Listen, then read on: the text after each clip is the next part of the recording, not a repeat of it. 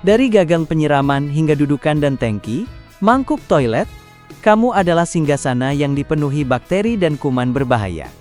Rata-rata mangkuk toilet mengandung 3,2 juta bakteri per inci persegi, termasuk kuman dalam air toilet. Ini di samping bakteri yang ditemukan di bagian lain yang bersentuhan dengan Anda, seperti gagang siram yang dipenuhi sebanyak 83 bakteri per inci persegi, dan dudukan toilet, yang dikelilingi oleh lebih dari 295 bakteri per inci persegi. Mungkin ini terbilang cukup kotor, meskipun mangkuk toilet telah memperoleh reputasi sebagai barang paling kotor di rumah atau kantor pada umumnya, sains telah membuktikan bahwa ada barang-barang yang jauh lebih kotor di tempat kamu dan kamu mungkin menggunakannya secara teratur.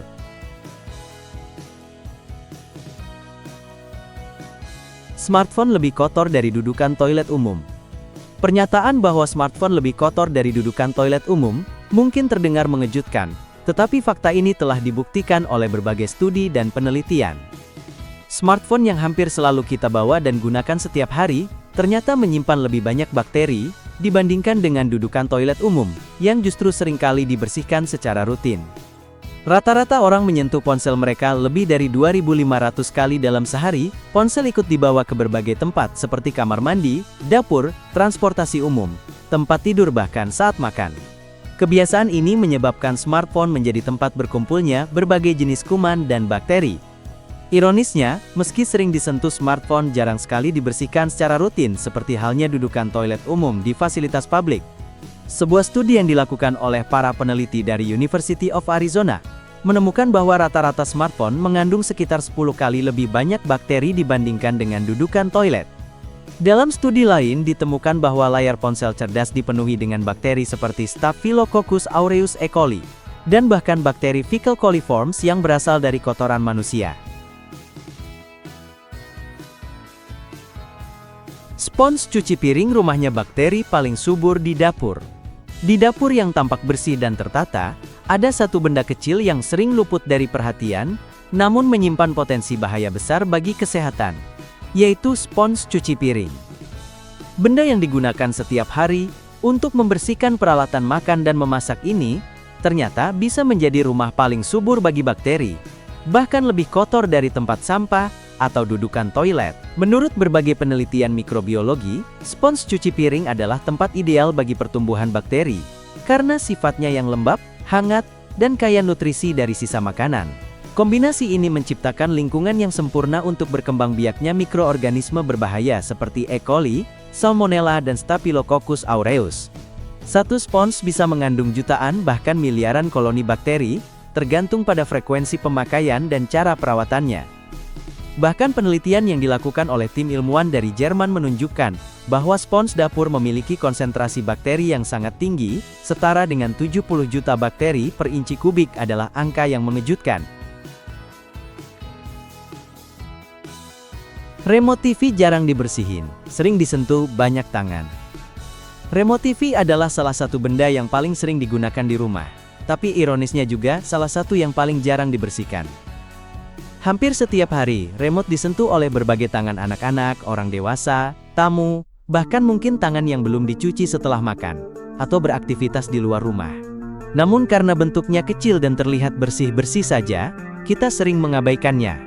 Padahal remote TV bisa menjadi sarang kuman yang tidak terlihat, debu, keringat, minyak dari tangan, sisa makanan, dan bahkan virus atau bakteri bisa menempel dan bertahan cukup lama di permukaan remote.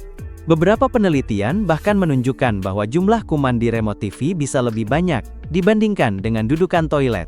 Hal ini tentu mengkhawatirkan, apalagi jika di rumah ada anak kecil yang sering memasukkan tangan ke mulut atau menggosok mata setelah memegang remote. Papan potong dapur, terutama yang kayu, bisa simpan bakteri. Papan potong dapur, terutama yang terbuat dari kayu, memang sering menjadi pilihan banyak orang karena tampilannya yang alami dan kesan estetik yang hangat. Selain itu, papan potong kayu juga dikenal tidak terlalu merusak mata pisau dibandingkan papan potong plastik atau kaca. Namun di balik kelebihannya tersebut, papan potong kayu memiliki kelemahan yang tidak boleh diabaikan, yakni potensi menyimpan bakteri dan kuman berbahaya jika tidak dirawat dengan baik. Permukaan papan potong kayu bersifat berpori dan mudah tergores oleh pisau saat digunakan untuk memotong berbagai bahan makanan seperti daging, ikan, sayur, dan buah. Goresan-goresan ini menciptakan celah-celah kecil, tempat sisa makanan, dan cairan bisa masuk dan tertinggal. Bila tidak dibersihkan secara menyeluruh, sisa makanan tersebut menjadi tempat berkembang biaknya bakteri seperti Escherichia coli, Salmonella, dan Listeria, yang semuanya bisa menyebabkan penyakit serius seperti keracunan makanan atau infeksi saluran pencernaan. Lebih berbahaya lagi, bila papan potong digunakan untuk bahan makanan mentah, seperti daging ayam atau ikan, dan kemudian digunakan kembali untuk sayuran segar, tanpa dicuci terlebih dahulu. Keyboard dan mouse komputer apalagi yang dipakai rame-rame. Keyboard dan mouse adalah dua perangkat input utama dalam penggunaan komputer. Meskipun secara fisik terlihat sederhana, keduanya memegang peran penting dalam operasional sehari-hari, baik di rumah, sekolah, kantor hingga di ruang publik seperti warnet atau laboratorium komputer.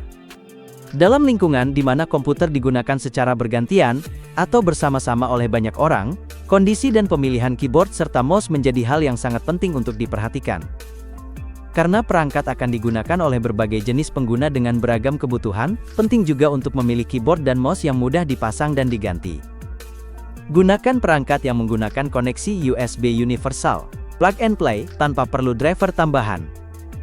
Jika memungkinkan, siapkan stok cadangan keyboard dan mouse, karena kerusakan kecil bisa terjadi kapan saja, apalagi dengan frekuensi penggunaan yang tinggi. Walau terlihat sepele, jangan hanya pilih keyboard dan mouse, karena harganya murah. Investasi sedikit lebih mahal untuk perangkat yang lebih awet akan menghemat biaya perbaikan dan penggantian di masa depan.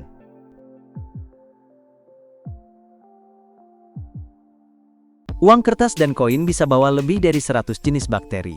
Pernahkah Anda membayangkan berapa banyak tangan yang telah menyentuh uang kertas atau koin yang ada di dompet Anda saat ini?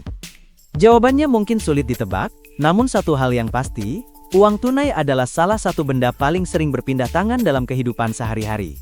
Sebuah studi dari New York University menemukan bahwa uang kertas bisa membawa lebih dari 3.000 jenis mikroorganisme, termasuk ratusan jenis bakteri. Meski tidak semua bakteri itu berbahaya, ada sejumlah yang berkaitan dengan infeksi kulit, gangguan pencernaan, bahkan penyakit pernapasan. Uang baik kertas maupun koin selalu berada dalam sirkulasi. Dalam sehari satu lembar uang bisa berpindah dari tangan penjual, pembeli, sopir angkot, kasir hingga pengemis jalanan. Setiap kontak itu berpotensi menyumbangkan bakteri, kotoran, atau bahkan virus. Uang jarang dibersihkan, tidak steril, dan terpapar berbagai kondisi lingkungan seperti kelembapan, suhu panas, atau bahkan keringat tangan. Uang kertas, khususnya, memiliki permukaan berpori yang memudahkan bakteri menempel dan bertahan hidup selama berhari-hari.